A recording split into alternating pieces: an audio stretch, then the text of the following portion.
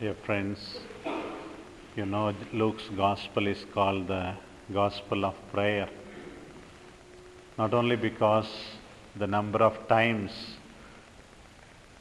Jesus is said to have prayed in this Gospel, but also because of the beautiful parables on prayer that Jesus said. And one such parable is what we just now listened to. We can say, and many people also say even, that Jesus would have narrated this parable even from his own personal experience also. Maybe Joseph died quite a few years ago, and Mary was a widow. If not, Mary went to an unjust judge. Jesus would have observed how Mother Mary would have struggled hard to bring him up. From a personal experience also, this parable could have been narrated, some people say. Leaving that aside, see the plight of this woman. No help whatsoever. Woman, that too a widow, nobody bothers about her. She has an adversary, enemy, who wants to take advantage of her. She has no other go except to go to the judge for the redressal of her grievances. But that judge does not fear God, does not respect anybody. Maybe one of the pagan judges who was appointed for his money and who wanted to make as much money as possible, he doesn't bother. We are told that this woman goes again and again, maybe morning, evening, next day morning and evening. She doesn't worry and then remain at home. She knew what she wanted, and she knew the only person could do something about is that unjust judge. And then the unjust judge says to himself, this woman will take my life away, nagging, coming again and again. I don't care for anybody, but just to be in peace, remain in peace. Get rid of the nagging of this woman. I am going to do what she wanted. Afterwards, Jesus contrasts God and this judge. If this judge could do like that, how much more God will do for us. So that is the question addressed to us, asking us to pray without ceasing, to pray without losing heart. That is told to us today.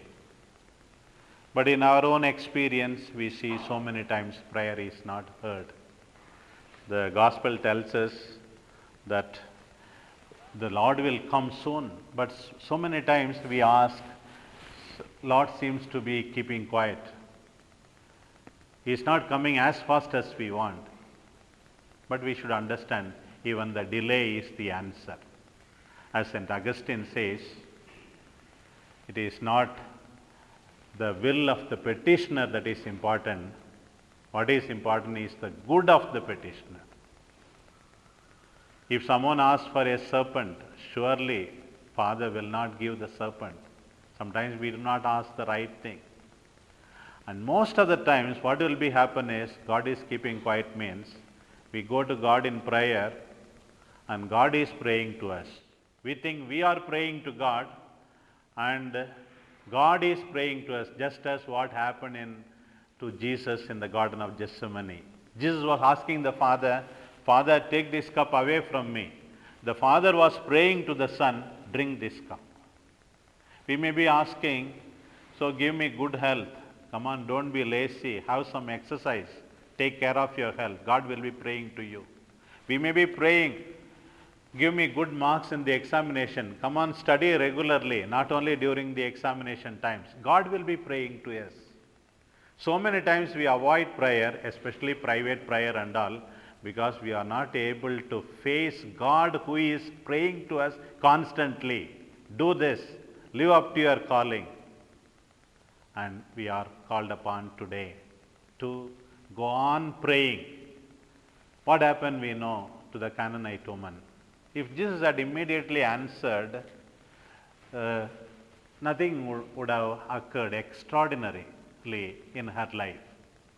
Like in high jump, so they keep the rope or the stick low level, the person jumps and again it raises, then again the person jumps, inch by inch they raise the height. Sometimes God's silence is enable us to grow higher, grow higher. The woman was first ignored by Jesus, the Canaanite woman. Then the disciples said, please send her away. And then Jesus says, it is not good to give to the dogs what belongs to children. The woman still says, even the dog waits for something that falls from the master's table. See how the woman grows in humility, grows in faith because of the silence. Such perseverance the Lord wants us to imitate. They always say, we have been taught also by Father Legrand that parable has only one message all the time. But then there is also another message. So many of our brothers and sisters are like this widow in this community, knocking at us. Some of us don't fear God, don't respect anybody, simply keeping quiet, keeping quiet, keeping quiet. Let us take care also of the helpless brothers knocking at our doors for our time, for our energy, for our cooperation. May this Eucharist help us to pray perseveringly and also be attentive to the poor and the abandoned, the talentless, and all those who knock at our doors. Amen.